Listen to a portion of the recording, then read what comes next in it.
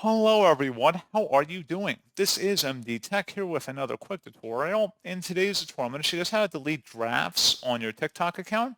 So this should hopefully be a pretty straightforward process here, guys. And without further ado, let's go ahead and jump right into it.